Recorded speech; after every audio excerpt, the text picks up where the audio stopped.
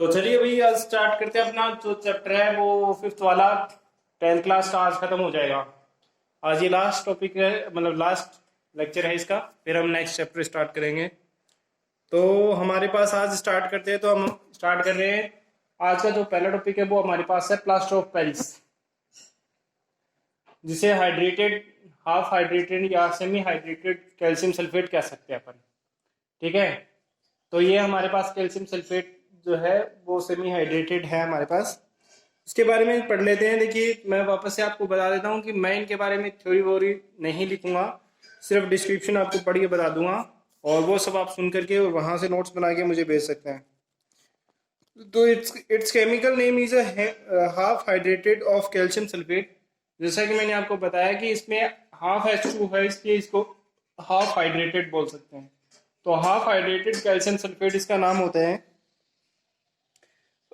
First of all, it was prepared in by heating of gypsum in the Paris, capital of France. So it was named as the plaster of Paris. It is also called POP.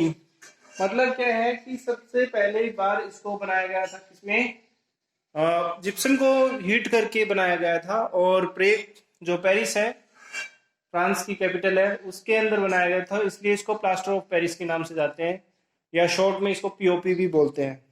ठीक है,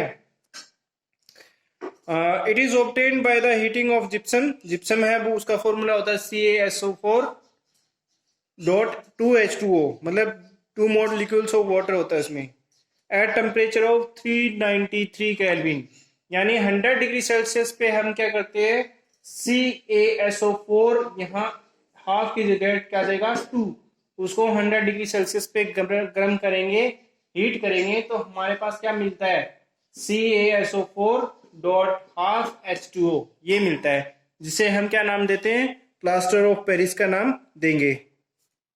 ठीक है, जिसे POP भी कहते हैं। ये क्या करते हैं, हाँ मतलब उसका कुछ पानी का वो जो पार्ट है वो निकल जाता है, और जब ये पानी का पार्ट निकल जाता है तो इसको डेड ब्रेंट प्लास्टर के नाम से जानते हैं।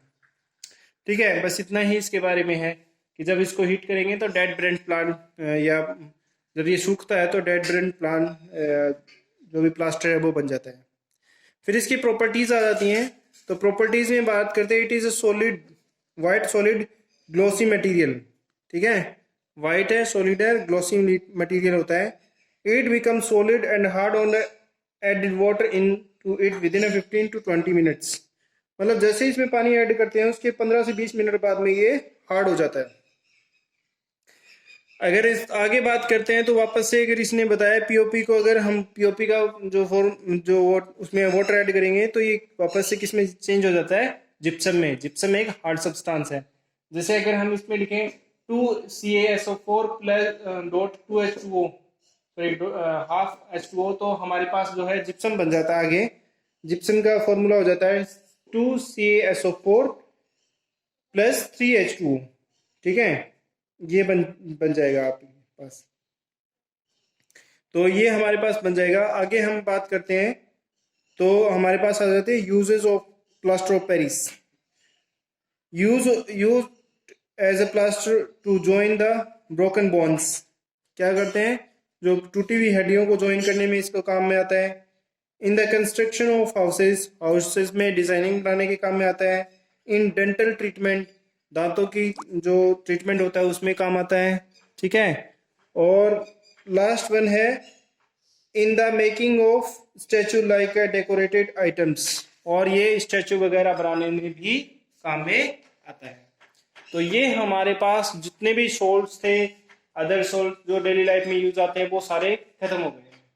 अब हमारे पास जो लास्ट टॉपिक बचा है वो है हमारे पास ये सोप एंड डिटर्जेंट। तो हम बात करते हैं सोप और डिटर्जेंट होते क्या है। Detergent is a Latin word which means to wipe clean. मतलब इसका मतलब क्या होता है, डिटर्जेंट एक लैटिन वर्ड है जिसका मतलब होता है किसी चीज को क्लीन करना, साफ करना। Soap and detergent are studied in this field. मतलब हम क्या करेंगे, इसको डिटेल्स से पढ़ेंगे कि सोप क्या होते हैं, डिटर्जेंट क्या होते हैं। तो सबसे पहले स्टार्ट करते हैं हम सोप। ठीक है, सोप के बारे में पढ़ते हैं। Soap are generally mixture of sodium and potassium salt of higher fatty acids. तो सोप्स हैं वो क्या है, सोडियम और पोटेशियम के हायर फैटी एसिड्स होते हैं। ओल्डेस्ट डिटर्जेंट इज सोप, मतलब पुराने टाइम में जो डिटर्जेंट बनाए जाते थे वो सोप होते थे। These are long chain fatty acids, मतलब क्या होते थे, लॉन्ग चेन के फैटी एसिड्स होते थे। लगभग कार्बन 12 से लेकर के कार्बन 18 सॉरी 12 कार्बन से लेकर के 18 कार्बन तक एटम इसके अंदर प्रेजेंट होते थे सोडियम और पोटेशियम सोल्ट के साथ। और उसमें हमें स्टेरिक एसिड भी चाहिए होता था, पैल्मेटिक एसिड चाहिए था, ऑयलिक एसिड चाहिए था। ठीक है, ये सारी चीजें इसके अंदर रिक्वायर्ड होती थी। These are obtained by the heating of fatty acid and aqueous solution of sodium hydroxide और पोटेशियम हाइड्रोक्साइड। ठीक है, तो हम क्या करते थे पुराने टाइम में, फैटी एसिड्स ऑफ सोडियम और पोटेशियम हाइड्रोक्साइड है उसके अंदर क्या करते थे, फैटी एसिड के साथ उसको गर्म करते थे। ठीक है, गर्म करने के बाद में क्या करते थे, इस रिएक्शन को हम क्या बोलते थे, सोपनिफिकेशन नाम देते थे। ठीक है, soap containing sodium salts are formed by the heating, मतलब जब हम उस सारे सॉल्यूशन को हीट करते थे, जो सॉल्यूशन बना हमारे पास सोडियम हाइड्रोक्साइड और पोटेशियम हाइड्रोक्साइड को जब हम गर्म करते थे तो उस प्रोसेस को तो हम सोपनिफिकेशन कहते थे और उससे हमें सोप मिल जाती थी। ठीक है, glyceride ester of a fatty acids with aqueous solution of hydroxide solution. देखो क्या बोल रहा था कि हमारे पास क्या है, स्टेरिक एसिड, पैल्मेटिक एसिड और ऑयलिक एसिड चाहिए होता है। तो स्टेरिक एसिड अगर मान लो ये है तो सोडियम हाइड्रोक्साइड के साथ इसको गर्म करते थे, मतलब इसको दोनों को मिलाया और हीट करते थे तो हमारे पास सोप बन जाती थी। तो ये हमारे पास सोप बनी और ये हमारे पास ग्लिसरॉल बन जाता था। तो ये ग्लिसरॉल जो सोप है वो नीचे सॉलिड के रूप में बच जाती थी और ग्लिसरॉल ऊपर ऊपर तैरता रहता था, पानी की तरह ऊपर तैरता रहता था, तो ग्लिसरॉल को अलग कर लिया जाता था। तो ये जो तरीका था वो सोप बनाने का था।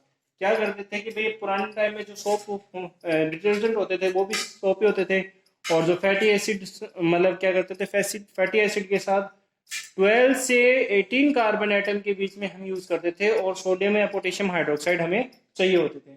जब हम इसको गर्म करते थे, किस किस के साथ, सोडियम और पोटेशियम हाइड्रोक्साइड चाहिए, फैटी एसिड चाहिए, और स्टेरिक एसिड चाहिए, ऑयलिक एसिड चाहिए, परमेटिक एसिड चाहिए, ये सब चीजें मिला करके हम इसको गर्म करते थे।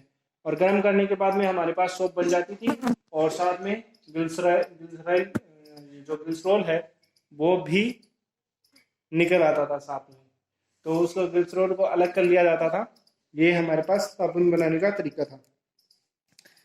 तो सोप बनाने का आपको तरीका बता दिया है, फैटी एसिड और वो सब चाहिए।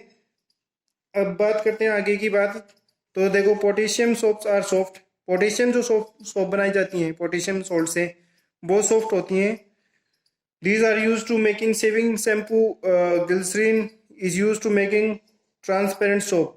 मतलब बेसिकली अगर जो पोटेशियम की जो सोप बनाई जाती है उसमें क्या होता है, ट्रांसपेरेंट सोप होती है। जितने भी जिसके अंदर देखा जा सकता है, जैसे पियर्स आप लोग यूज करते हो तो उसमें क्या होता है, ट्रांसपेरेंट होती है, देख सकते हैं।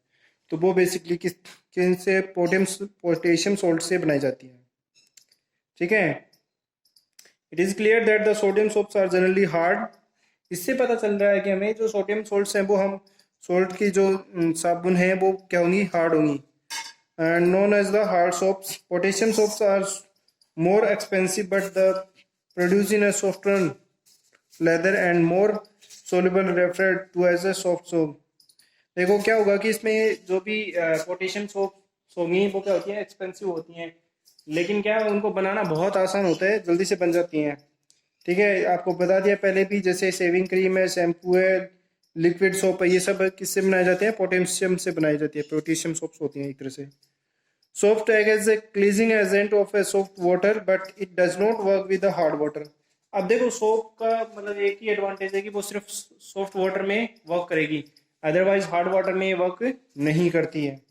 इसीलिए हमें डिटर्जेंट बनाना पड़ा, क्योंकि हार्ड वाटर है वो क्या करता है, कैल्शियम और मैग्नीशियम के जो आयंस होते हैं उसके अंदर, ठीक है, और वो क्या करते हैं, सोडियम सब्स्टिट्यूट कर देते हैं सोडियम सब्सटेंस को, सोडियम आयन को। ठीक है, इसकी वजह से कैल्शियम और मैग्नीशियम क्या है, हायर फैटी एसिड्स को के साथ एसिड के साथ वो कंबाइन हो जाते हैं। These salts are not insoluble in the soluble water and precipitated। मतलब क्या होता है कि जैसे अगर हार्ड वाटर की बात करते हैं तो उसमें के कैल्शियम और मैग्नीशियम के जो आयंस होते हैं वो सोडियम आयन को रिप्लेस कर देते हैं और फैटी एसिड के साथ रिएक्ट कर जाते हैं और एक प्रिसिपिटेट बना देते हैं। मतलब प्रिसिपिटेट का मतलब एक तरह से एक सब्सटेंस बना देते हैं जो पानी में नीचे जम जाता है या कपड़ों पे जम जाता है और कपड़ों पे से जो भी डस्ट है जो भी वेस्ट है वो उतरता नहीं है। इसी वजह से क्या है कि हार्ड वाटर में हम सोप यूज न करके डिटर्जेंट यूज करते हैं ताकि आसानी से कपड़े धुल जाए। Hence cleansing action does not take place। Detergent are used to remove overcome this problem। Basically अगर हमें इस प्रॉब्लम को हटाना है कि कैल्शियम और मैग्नीशियम के जो आयंस है उनको सोडियम को रिप्लेस कर लेते हैं दोनों, तो उनको हटाने के लिए हमें क्या करना है, डिटर्जेंट बनाना पड़ता है। अब डिटर्जेंट में क्या होता है वो हम अब पढ़ते हैं आगे। तो डिटर्जेंट की बात कर रहे हैं अपन, तो डिटर्जेंट में क्या होता है, ये भी सोप की तरह ही होता है, ठीक है, ये भी सोप की तरह कर सकता है, साबुन की तरह, और मतलब सॉफ्ट और हार्ड दोनों तरह के वाटर में काम कर सकता है, ठीक है। तो इसके क्लीजिंग एक्शन की बात करते हैं। तो डिटर्जेंट क्या है, सोडियम एल्कली सल्फेट। देखो हमारे पास सोडियम एल्कली सल्फेट ये रहा, और ये रहा सोडियम एल्कली सल्फेट, और ये दूसरा रहा हमारे पास सोडियम एल्कली बेंजीन सल्फोनेट। ये दो तरह की चीजें हैं वो इसमें डिटर्जेंट में यूज की जाती हैं बेसिकली, ठीक है। इसमें क्या होता है कि वेरियस टाइप के जो डिटर्जेंट है वो बनाए जाते हैं, और इसमें सोडियम के जो सोडियम है उसको सोडियम सब्सटेंस है डिटर्जेंट में सब्स्टिट्यूट करेंगे कैल्शियम और मैग्नीशियम आयन, और कैल्शियम और मैग्नीशियम सल्फोनेट बना देते हैं, ठीक है। These sulfonates are soluble in water. तो क्या करेगा कि मतलब जैसे ये हमारे पास यहाँ क्या है, सोडियम एल्कली सल्फेट और सोडियम एल्कली बेंजीन सल्फोनेट, ये क्या करते हैं दोनों, यहाँ से सोडियम हट जाएगा और इसको रिप्लेस करेंगे मैग्नीशियम और कैल्शियम। तो ये बना लेते हैं मैग्नीशियम सल्फोनेट या कैल्शियम सल्फोनेट, जो क्या होते हैं पानी में सोल्यूबल होते हैं और प्रिसिपिटेट नहीं होंगे, ठीक है। इसी वजह से मतलब क्या है, इसको हम यूज करते हैं क्लीजिंग एक्शन के लिए। जो सिंथेटिक जो हमारे पास डिटर्जेंट होते हैं वो क्या करते हैं, वाटर पोल्यूशन कोज बनाते हैं, और बहुत सारे बैक्टीरिया जो होते हैं वो इनको डिकम्पोज नहीं कर पाते आसानी से। तो हमें क्या करना है, हाइड्रोकार्बन जो है वो लेस जो ब्रांच चेन बनाते हैं और उसको आसानी से डिकम्पोज किया जा सकता है। तो बेसिकली हम क्या कह सकते हैं कि जितने भी जो डिटर्जेंट वगैरह बनाने होते हैं तो उसको हम क्या है, सिंथेटिक डिटर्जेंट न बना करके हाइड्रोकार्बन चेन या फैटी एसिड्स यूज या ये सल्फोनेट्स यूज करके हम बनाएंगे। तो उसमें क्या है कि ये बैक्टीरिया इसको डिकम्पोज कर सकते हैं, तो इससे क्या है कि पोल्यूशन कम से कम होगा। तो बेसिकली हमारे पास इसमें इतना ही है कि भाई हमारे पास इसको क्या यूज करते हैं, कैसे यूज करते हैं, ये सब हमारे पास इसमें आ गया है। फिर हमारे पास लास्ट टॉपिक बचता है, वो हमारे पास micelle formation and cleansing action of with soap. तो हम मिसेल की बात कर रहे हैं, तो the cleansing action through the soap and detergent take place in the formation of micelle. अगर हम बात कर रहे हैं कि जो सोप और डिटर्जेंट है वो एक ही फॉर्मेशन पे डिपेंड करते हैं, वो है micelle formation. First of all the molecules of a sodium stearate like a soap are ionised in water. देखो सोडियम स्टीरेट है वो क्या करता है, पहले पानी में आयनाइज्ड हो जाता है। कैसे आयनाइज्ड होता है, देखो ये रहा आपके सामने C17H35COO Na, ये हमारे पास सोडियम एस्टीरेट है, और क्या करेगा ये आयनाइज हो जाएगा। देखो C17 और H35 हो गया, फिर COO माइनस हो गया प्लस Na प्लस हो गया। तो आयनाइज का मतलब है Na प्लस और COO माइनस हो गया। यहाँ से हमें पास पता क्या चलता है कि हम इसको ऐसे लिख सकते हैं कि देखो R मतलब ये हमारा पूरा जो ग्रुप है उसको R लिख सकते हैं, क्योंकि ये एल्किल ग्रुप है इसलिए इसको R लिख दिया, और यहाँ हमारे पास COO Na आ जाएगा। अब ये जैसे यहाँ से ये टूटा तो ये देखो R COO minus plus Na plus आ जाएगा। अब ये जो C17 है वो कुछ ऐसे स्ट्रक्चर बनाएगा, तो ये दो अलग अलग टुकड़ों में टूट जाएगा। तो यहाँ पॉजिटिव आ जाएगा और यहाँ यहाँ नेगेटिव आ जाएगा, यहाँ पॉजिटिव आ जाएगा। यहाँ हम देख रहे हैं कि ये पोलर पार्ट है और ये इसका हाइड्रोकार्बन पार्ट है। तो जो ये पोलर पार्ट को हम क्या कहते हैं, हाइड्रोफोबिक फिलिक पार्ट कहते हैं, और इसको हाइड्रोफोबिक पार्ट कहते हैं। अब ये दोनों काम क्या करते हैं हम इसको आपको बता देते हैं। इसमें हाइड्रोकार्बन टेल है जो कि हाइड्रोफोबिक पार्ट होता है, एंड जो अदर पार्ट होता है या पोलर पार्ट होता है उसको हाइड्रोफिलिक पार्ट कहते हैं। These part are no so arranged in the hydrocarbon part towards the inside and negatively charge part of the towards outside of the micelles. मतलब क्या है कि देखो, जैसे ये वाला जो पोर्शन है ये तो बाहर निकल जाएगा और ये वाला अंदर की साइड रहेगा। अब ये ऐसा क्यों होता है ये मैं आपको आगे मतलब जो एक चेन है वो बना करके वो समझाऊंगा। फिर तो आपको एक बार के लिए वो बना लेता हूँ मैं चेन, फिर समझाता हूँ।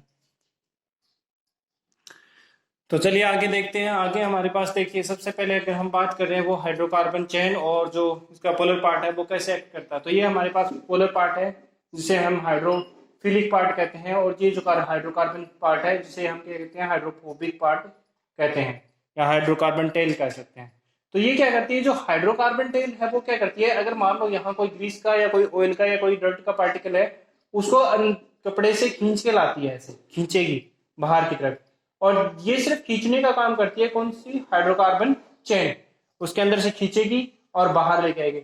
जैसे ही बाहर आ जाएगा तो उसको दोबारा कपड़े से चिपकने से रोकने के लिए, यानी कपड़े से चिपकेगी वो, तो उसको रोकने के लिए कौन काम करता है, ये जो इसका नेगेटिव पार्ट है या पोलर पार्ट है वो क्या करता है, वो ये काम करेगा। ठीक है ना, ये पोलर पार्ट क्या करेगा, उसको मतलब वापस से बॉडी या जो कपड़े पे चिपकने से रोकने का काम करता है। तो हाइड्रोफोबिक और हाइड्रोफिलिक क्या ये जो है दोनों का फंक्शन यही है।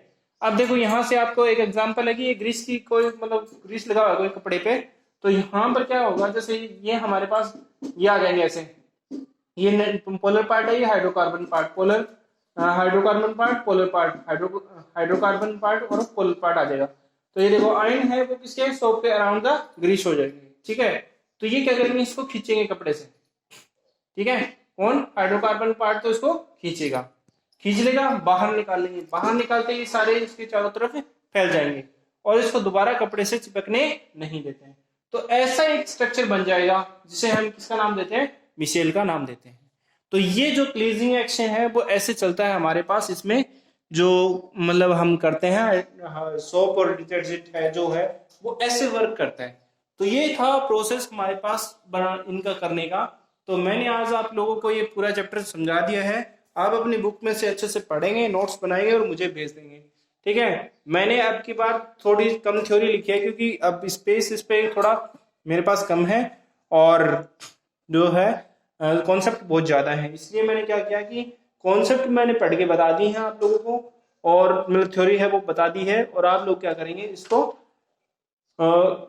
बुक में से पढ़ के और इसके नोट्स बनाएंगे और मुझे सेंड कर देंगे। Okay, have a nice day everyone and good bye.